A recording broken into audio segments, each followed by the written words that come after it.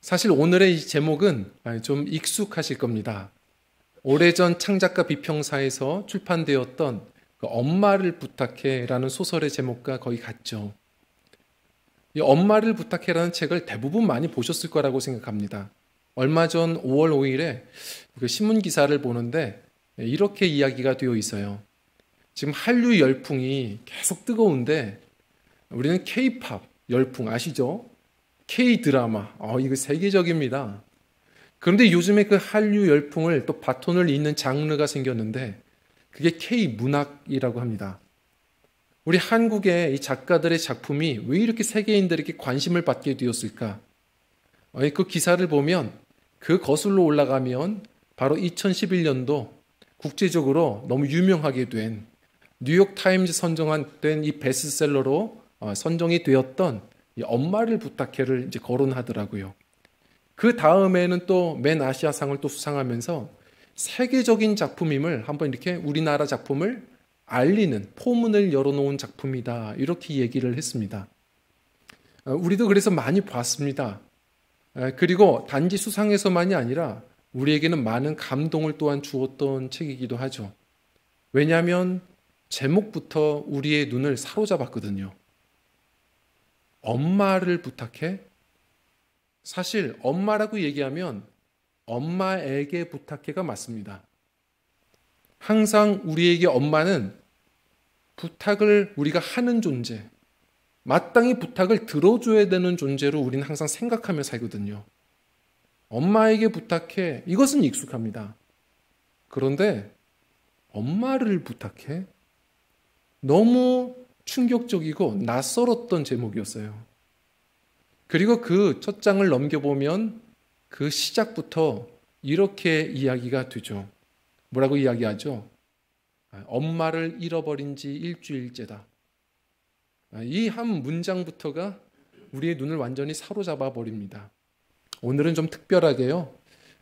이 책이 예전에는 또 표절 시비도 있었고 여러 또 고통들도 있었지만 결국 그것이 아니라고 또 판정되고 그리고 많은 사람들에게는 모든 것을 넘어서서 수없는 공감을 일으켰던 책이거든요. 오늘은 좀 그래서 특별하게 이 책의 내용의 흐름을 따라서 한번 말씀을 생각해 보려고 합니다. 엄마를 잃어버린 지 일주일째다. 내용이 어떻죠? 왜 잃어버렸을까요? 이 책에 보면 주인공이 되는 박소녀 씨, 이제는 엄마가 되고 나이가 들어서 할머니가 되었죠. 어느 순간부터 이 큰딸의 이 엄마가 점점 치매 증상이 오기 시작한 겁니다. 3살 때쯤에 어떤 그런 기억력으로 그렇게 되어버린 거예요. 그런데 이 자녀들에게 엄마는 항상 억척스럽고 건강했거든요. 이 엄마는 항상 희생하고 배려했던 사람입니다. 그래서 늘 항상 자식들에게 엄마는 생일 없다. 아빠랑 한 달 차이인데 아빠 생일이랑 그냥 같이 하면 돼. 항상 자식들 걱정하고 자식들 배려하고 나이가 들어서 다들 자식들이 도시로 나갔는데도 너희들이 올 필요 없다. 우리가 가면 되지. 자식들 그리운 마음에 항상 남편과 한 번씩 그럴 때마다 합동 생일 잔치로 서울로 올라가는 겁니다. 그날도 그랬습니다. 남편 손 붙들고 가는데 그런데 남편은 항상 앞서서 행동했죠. 그날도 남편은 먼저 지하철에 들어갔는데 뒤를 보니까 손을 놓쳤고 아내 그리고 이 큰딸의 엄마는 실종되어 버렸습니다. 이 남편이 다급한 마음으로 다음 정류장에 내려서 아내를 찾아가지만 그러나 실종이 되어버리죠. 그리고 나서 가족들은 사랑하는 아내, 사랑하는 엄마 그 빈자리를 그제서야 진하게 느끼고 그러면서 백방으로 엄마를 찾아다니면서 고통을 받습니다. 그러면서 온 가족들은 하나하나 자신의 엄마를, 아내를 기억을 복원해 가면서 그리워하며 그렇게 진행이 되죠. 작가는요, 한 사람 한 사람을 가족들을 마치 심판대에 세우는 것처럼 세워서 누가 이 박소녀 씨를 실종시켰을까? 이 박소녀 씨를 객사시켰을까? 하나하나를 마치 정죄하는 것처럼 그렇게 신문하는 것처럼 책의 구성이 되어 있습니다. 남편의 장에 가보면 이런 얘기가 있어요. 아내가 떠난 다음에 그 소중함을 알고 매우 힘들어합니다. 그러는 가운데 고아원에서 한번 전화가 오죠. 몰랐어요. 오랫동안 아내가 박소녀 씨가 남편 모르게 혼날까봐 많은 돈을 계속 고아원에 기부하고 있었던 겁니다. 기부하고 때때로 가서 아이들 목욕시켜주고 그리 살았던 거예요. 얘기를 들어보니까 너무나도 훌륭한 겁니다. 이런 얘기가 있죠. 박소녀 씨가 하도 이 고아원 아이들을 잘 돌보니까 한 번은 고아원 직원이 다가와서 제가 좀 도와드릴 일은 없을까요? 보답할 수 있는 길은 없을까요? 그랬더니 책을 좀 읽어주십시오. 저희 딸이 출세해서 책도 썼는데 제가 사실은 글을 못 읽습니다. 저에게 우리 딸아이가 쓴 책을 좀 읽어주십시오. 소원이 딸아이가 쓴 책을 한번 읽어보는 것이었어요. 그런데 그 고아원 직원이 읽어주는데 그때 작가는 바로 이 남편을 심판대에 올려서 이야기하는 그런 대목이 있어요. 한번 제가 좀 읽어드리도록 하겠습니다. 아내가 딸이 쓴 책을 읽어달라고 했으면 그때 당신, 곧 남편이 읽어주기는 했을까? 아내를 잃어버리기 전에 당신은 아내를 거의 잊고 지냈다. 잊고 지내지 않을 때는 대부분 무엇을 청하거나 탓하거나 방치했다. 습관이란 무서운 것이다. 다른 사람들 앞에서는 공손한 말씨를 쓰다가도 아내에게만 오면 말투가 퉁명스럽게 변했다. 자식들도 별반 다르지 않습니다. 큰딸에 대해서 이렇게 이야기합니다. 도시로 나온 뒤 너는 어땠는가? 너는 엄마에게 늘 화를 내듯 말했다. 엄마가 뭘 아냐고 대들듯이 말했다. 엄마가 돼서 왜 그래? 하며 책망하듯 말했다. 엄마가 알아서 뭐 할 건데? 하며 무시하듯 말했다. 결국 이 책은 계속해서 우리에게 도전하는 게 뭐냐면 사실 우리는 어느 순간 이별을 해서 그때 돼서야 발 동동 구르면서 안타까워하지만 사실 우리는 이별하기 전에 이미 잃어버리고 사는 존재일지도 모른다는 겁니다. 한 번은 아내와 이렇게 차를 타고 가는데 차를 세우고 나서 계속 다급하게 뭘 찾아요. 가만히 봤어요. 마스크, 마스크, 마스크. 계속 찾습니다. 마스크 없이 못 나가는 거거든요. 제가 한참 보다가 웃으며 얘기해 줬어요. 귀에 있었습니다.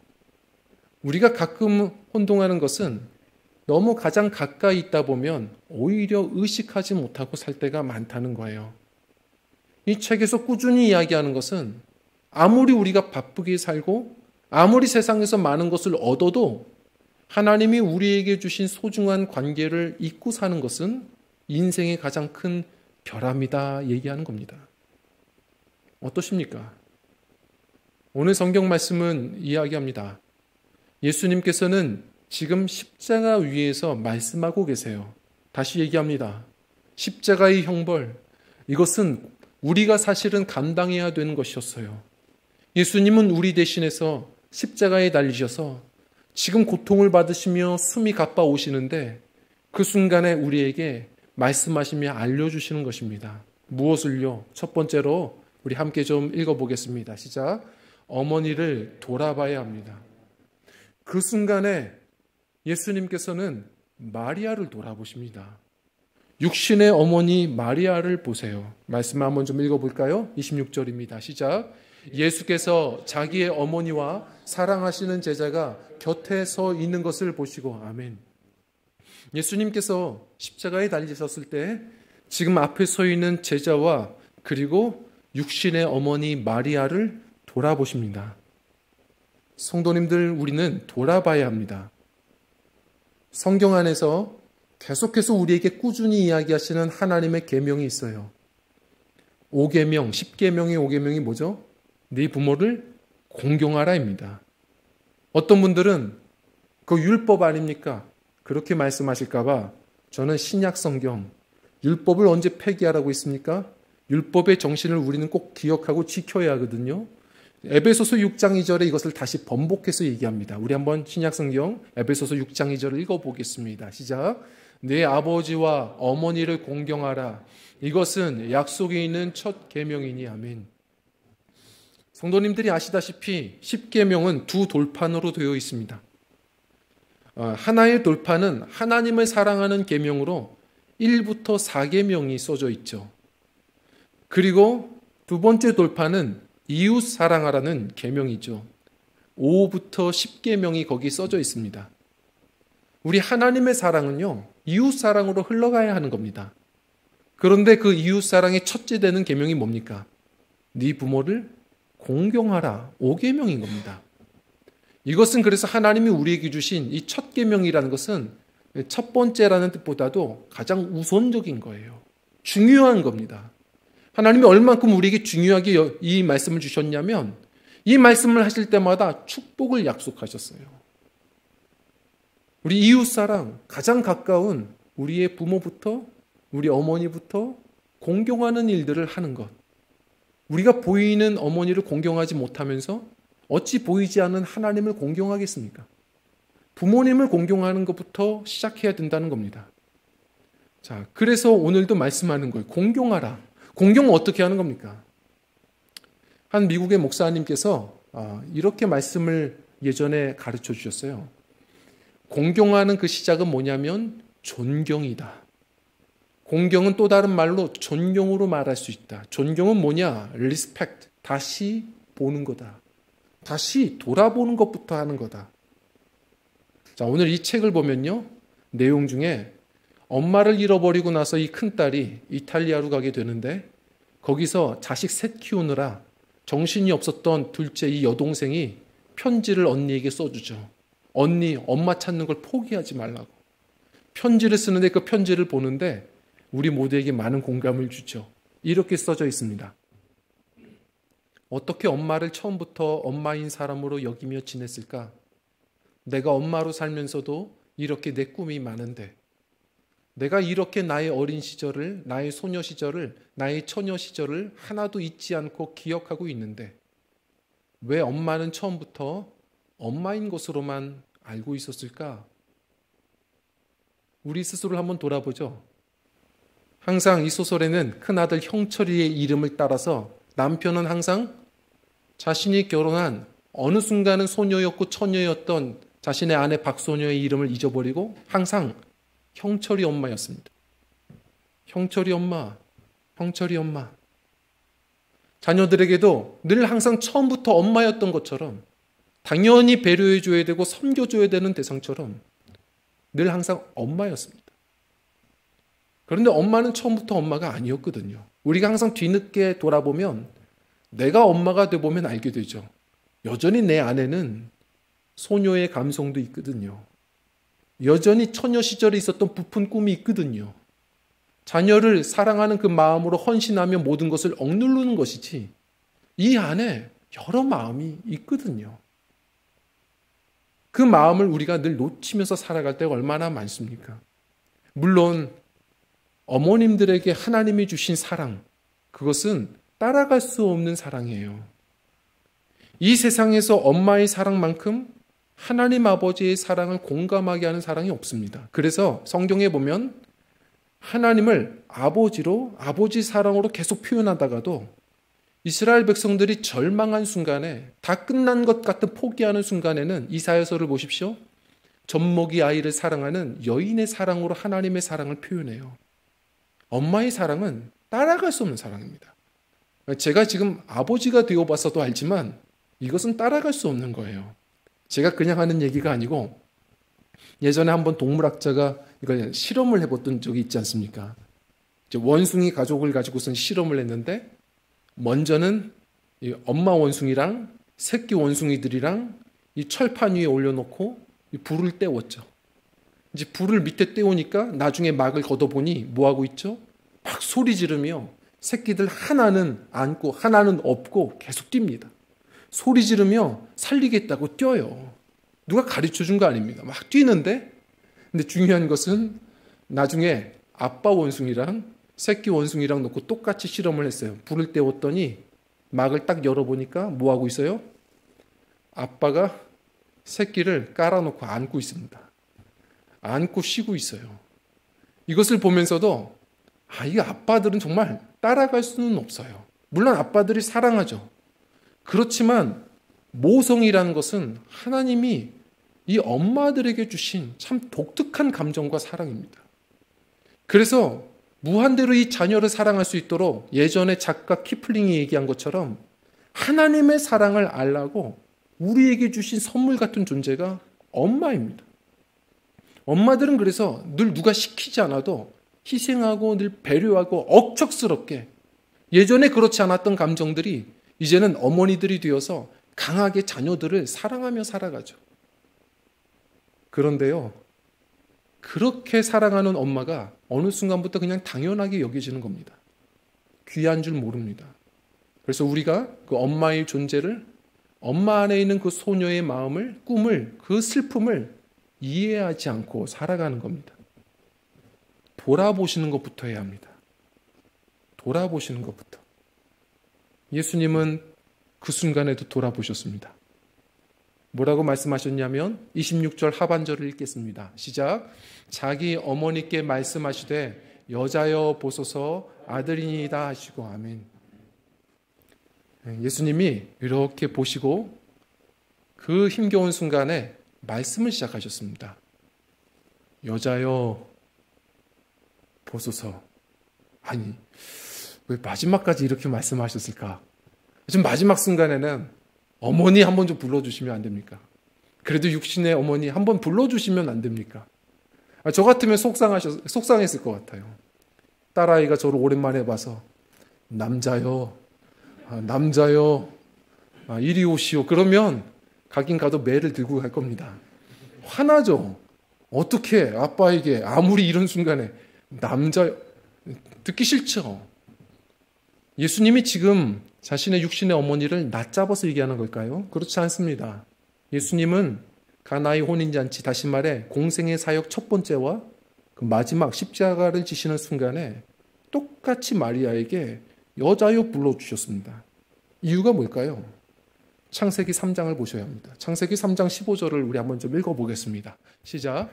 내가 너로 여자와 원수가 되게 하고 네 후손도 여자의 후손과 원수가 되게 하리니 여자의 후손은 네 머리를 상하게 할 것이요 너는 그의 발꿈치를 상하게 할 것이니라 하시고 아멘. 창세기 3장은 어떤 말씀이 담겨 있죠?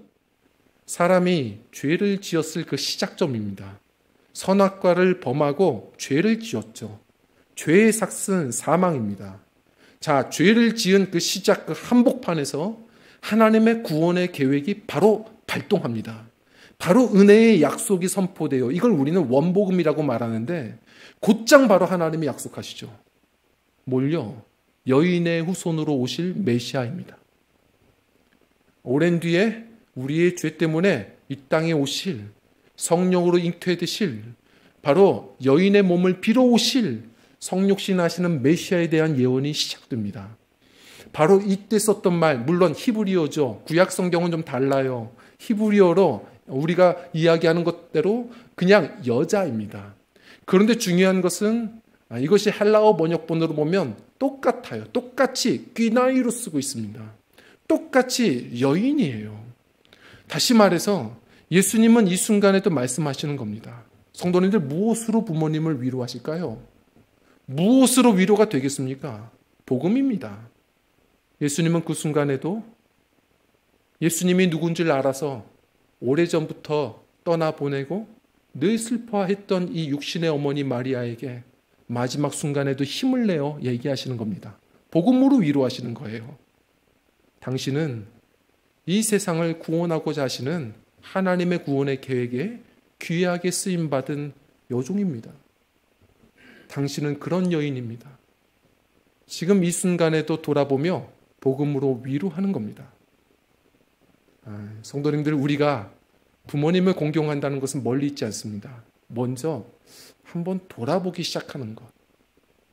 내 방식대로 사랑하는 게 전부가 아니라 그분에게도 인생이 있구나. 다 참고 사는 것이지 그 안에도 그런 어린아이도 그리고 소녀의 감성도 그리고 처녀 때의 그 꿈들도 그 안에 받았던 많은 슬픔들도 우리가 잊고 있었던 그분의 이름도 있구나. 한번 돌아보는 것부터 시작하는 것. 그것이 주님이 말씀하시는 공경의 시작인 줄 믿습니다. 공경하는 것, 돌아보는 겁니다. 이해하는 겁니다. 그리고 나서 우리 한번 두 번째로 한번 읽어보겠습니다. 시작. 어머니를 부탁해야 합니다. 부탁해야 합니다. 자, 이 책을 보면요, 큰딸이 그 어머니를 그리워하면서 반성하면서 이전 기억들을 하나하나 조각들을 맞춰보기 시작해요. 잊고 있었는데 예전에 어머니를 또 생각해 볼 때 한번 낯설었던 모습이 있었거든요. 그것이 기억나는 겁니다. 이 어머니 박선효 씨에게는 오빠가 있었어요. 하나밖에 없는 그런 혈육입니다. 바로 외삼촌이죠, 이 큰딸에게는. 그런데 이 엄마의 가족들, 이 외갓집은 다 가난해요. 힘들었습니다. 그래서 이 외삼촌이 이 엄마 덕분에 이 엄마의 시댁에 돈을 빌려서 그렇게 좀 돈을 구했던 적이 있었습니다. 근데 이 외삼촌이 사정이 여의치가 않으니까 갚지를 못하는 거예요. 엄마가 그래서 외삼촌 때문에 이 오빠 때문에 죄스럽게 살아갔던 거죠. 그래서 항상 걱정이 많았던 이 외삼촌이 동생한테 미안해서, 그리고 동생 안부가 걱정돼서 때마다 자전거 타고서 한 번씩 와서 인사를 합니다. 동상 잘 있었는가? 나 가네. 한 번씩 와서 동상 잘 있었는가? 나 가네. 그렇게 인사했던 오빠였는데 그 돈을 갚겠다고 한 5년 동안 종족을 감춘 겁니다. 너무 걱정이 되었는지 엄마는 항상 이 큰딸을 볼 때마다 늘 네 외삼촌은 어디서 뭐 한다니? 항상 그렇게 퉁명스럽게 그 말을 입에 담고 사신 거죠. 그러다가 잊고 살았는데 한 번은 시간이 지나서 친정집 이 엄마에게 들려서 귤을 평범하게 까먹고 있는데 인기척이 들리더니 이 익숙했던 소리가 들립니다. 동상 잘 있었는가?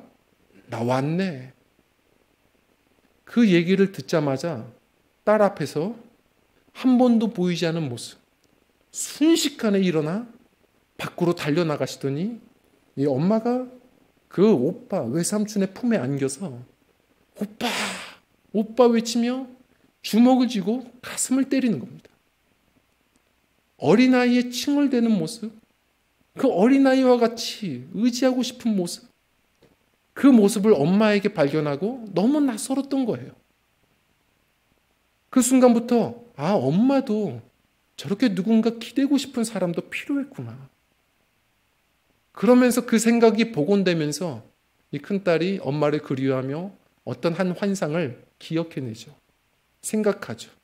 이 엄마가 자신의 엄마 외할머니의 품에 이렇게 안기는 모습을 한번 떠올리게 됩니다. 그러면서 말하죠. 엄마에게도 엄마가 필요했다. 그리고 마지막에 보면 결국은 이 딸이 엄마가 오히려 보고 싶었던 그 베드로 성당 안에 있는 그 미켈란젤로의 최고의 작품 피에타를 보지 않습니까? 그게 뭐죠? 바로 이 조각이죠. 예수님이 십자가에서 내려오실 때 그 죽음을 붙들고 안고 울고 있는 육신의 어머니 마리아입니다. 성도님들, 사실 마리아만 되겠습니까? 자녀를 위해서 늘 우는 존재, 자녀를 걱정하는 바로 그 존재, 자녀 때문에 항상 슬퍼하는 존재가 누구냐? 어머니입니다. 그런데 너무 귀한 것은 이 피에타가 주는 소망이 뭐죠? 그 예수님은 오히려 부활하셔서 결국은 자신의 그 육신의 어머니와 그리고 온 섬기는 교회를 다 오히려 안아주신 것이죠. 그 피에타 상 앞에 섰다가 이 큰딸이 마지막에 외치죠. 엄마를 부탁해. 외칩니다. 성도님들, 예수님께서 이렇게 십자가에서 말씀하십니다.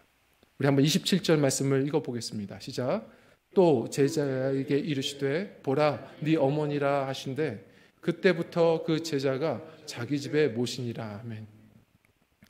예수님께서 십자가에 달리셔서 이렇게 말씀하셨죠. 여자여 위로하세요. 보소서 아들입니다. 그것은 무슨 얘기죠? 자기를 보란 얘기인가요? 이거 오해세요. 뭐라고 하는 거냐면 예수님은 아마도 이렇게 턱을 치켜 들으셨을 거예요. 지금 사랑하는 제자 요한과 지금 육신의 어머니 마리아가 십자가 밑에 있거든요. 이렇게 바로 요한을 가리키면서 얘기하시는 겁니다. 여자여 보소서 아들입니다. 그리고 제자에게 얘기하는 거예요. 요한아 보라 네 어머니라. 십자가 위에서 지금 또 하나의 가족을 맺어주고 계시는 것이죠. 숨막히는 이 힘겨운 순간 속에서 예수님은 자신의 육신의 어머니를 걱정하고 맡기고 부탁하게 됩니다. 자, 이상하지 않으세요? 왜냐하면 성경을 보면 예수님 바로 육신의 형제들이 있었어요. 마리아에게는 또 다른 자녀가 있습니다. 그러면 가만히 두면 그 가족들이 그 마리아를 책임져 줄 거예요. 근데 예수님은 그렇게 말씀 안 하셨어요. 제자에게 부탁했습니다. 그리고 아세요? 성경 말씀대로 그 제자들이 끝까지 그 마리아를 책임집니다. 다시 말해 예수님은 이 혈육의 가족이 아니라 바로 영적으로 한 가족 된 교회에 맡기는 거예요. 그리고 그 교회가 의지하는 하나님 아버지께 자신의 육신의 어머니를 부탁하는 겁니다. 예전에 100주년 기념교회 담임하셨던 은퇴하신 이재철 목사님이 한 번은 이런 이야기를 하셨습니다. 자신의 어머니를 돌아보면서 자신의 어머니를 통해 인생을 정리하는 것을 배우셨다는 겁니다. 자신의 어머님이 병원에서 3년 동안 투병하시면서 사셨거든요. 그러다가 이제 소천하시게 된 거죠. 근데 그 3년 동안 그 병원에서 성실하게 그런 정리를 하시더랍니다. 자신이 용서할 사람들 빼곡하게 정리해서 하나하나 연락하고 용서하고, 그리고 자신이 가지고 있는 모든 것들을 하나하나 다 세워서 다 나눠주고 하루하루 성실하게 정리하며 가시더래요. 참 믿음의 사람으로서 너무 보기 좋더랍니다. 다 아름답게 정리해 가시는데, 근데 한 번은 아들이 목사라고 한번 목사님 부르며 상담을 요청하시더랍니다. 이 목사님 좀 한번 들어봐 달라고. 내가 한 가지가 해결이 안 돼. 다 정리했는데, 다 그래도 빚을 갚았다고 노력했는데 하나를 못 갚겠어. 이 어머니 뭔데요? 내가 부모님 살아계실 때 너무 못했어. 근데 그걸 갚을 수가 없어. 부모님이 지금 살아계시지 않으니 내가 갚고 갈 수가 없어. 어떡하지? 이렇게 얘기했는데 진지하게 한참 기도하는 마음으로 고민하시다가 이렇게 얘기하셨다고 하더라고요. 어머님은 이미 다 갚으셨습니다. 내가 언제? 난 못 갚았어. 아니요, 다 갚으셨습니다. 우리에게 참 잘하셨어요. 어머님, 사랑은 내리사랑 아니겠습니까? 하나님께서 우리를 사랑하십니다. 그런데 하나님이 우리를 사랑하실 때 그 사랑 나에게 갚으라고 사랑하시는 걸까요? 그렇지 않습니다. 하나님의 사랑을 받은 우리가 이웃을 사랑하라고 하나님이 말씀하시는 것 아니겠습니까? 사랑은 흘러가는 것입니다. 어머님 마찬가지입니다. 우리가 무엇으로 부모님의 사랑을 갚습니까? 저도 어머님께 그렇게 못 갚습니다. 그런데 어머님은 그 부모님께 받은 사랑을 잘 기억하셨고 저희에게 빠짐없이 그 사랑을 다 흘려보내 주셨습니다. 어머님이 이 다음에 우리 예수님 만나시면 예수님이 반드시 잘했다, 충성된 종아 말씀해 주실 것입니다. 이렇게 위로를 드렸다고 합니다. 성도님들, 혹 부모님이, 어머님이 지금 계시지 않는다면 그것으로 너무 허망한 마음을 갖지 마시고 우리 기억하십시오. 그 어머님도 천국에서 아마 그렇게 응원하실 겁니다. 우리에게 지금 곁에 있는 박소녀들, 우리가 가까워서 잊고 지낸 나의 남편, 나의 아내, 나의 자녀들을 그렇게 힘있게 한번 사랑하며 살아가는 겁니다. 자, 그러나 아직 부모님이 살아계신다면 오늘의 말씀을 한번 우리 적용할 필요가 있습니다. 공경이 멀리 있는 것이 아니라 한번 우리 해봐야 합니다. 우리의 가장 가까운 늘 희생했던 우리의 박소녀를 한번 돌아보는 겁니다. 우리의 어머니에게도 꿈이 있지. 그 인생에도 슬픔이 있겠구나. 그분에게도 이름이 있었지. 한번 돌아보는 것부터 시작하는 겁니다. 그리고 하나님 아버지께 맡겨드리는 겁니다. 무엇으로 우리가 그 사랑을 다 갚을 수 있겠습니까? 아직 여전히 함께 하시는 박소녀라면 우리가 주님 앞에 좀 기도하며 맡겨드렸으면 좋겠습니다. 바로 한평생 헌신하며 희생했던 우리의 어머니, 그 모든 슬픔을 다 알아주실 우리 하나님 아버지, 우리 어머님의 아버지가 되어 주십시오. 모든 그 인생의 노고를, 슬픔을 아시고 그 눈물을 닦아주실 우리 하나님 아버지, 그 모든 슬픔을 안아주시고 이해해 주실 유일하신 우리 하나님 아버지, 남은 평생을 지키시고 인도하실 하나님 아버지, 그리고 그 인생의 마지막 순간 모두를 떠나보낼 때 바로 힘껏 붙들어서 영원한 나라로 이끌어 주실 하나님 아버지, 그 하나님 아버지께 맡기며 기도하는 겁니다. 하나님, 우리 엄마를 부탁합니다. 우리의 부모님을 주님께 의탁합니다. 우리가 기도할 수 있는 그런 믿음의 자녀들이 또 되어야 할 것입니다. 오늘의 귀한 시간 우리 함께 우리 주님의 말씀을 기억하며 우리 함께 또 기도했으면 좋겠습니다. 주님 은혜 안에서 예수님께서 십자가 위에서도 마지막 힘을 내어서 자신의 육신의 어머니를 돌아보신 것처럼, 그리고 교회에 하나님 아버지께 부탁할 수 있는 분에게 부탁을 드렸던 것처럼 우리가 늘 후회하지 않고 내 곁에 그 박소녀를 이해하고 힘있게 하나님 아버지께 부탁하여 나아갈 수 있는 우리 귀한 믿음의 자녀들, 귀한 우리 사랑하는 주님의 나라의 가정들이 다 되시기를 간절히 부탁을 드립니다. 우리 함께 찬양하고 기도하는 시간을 좀 갖겠습니다.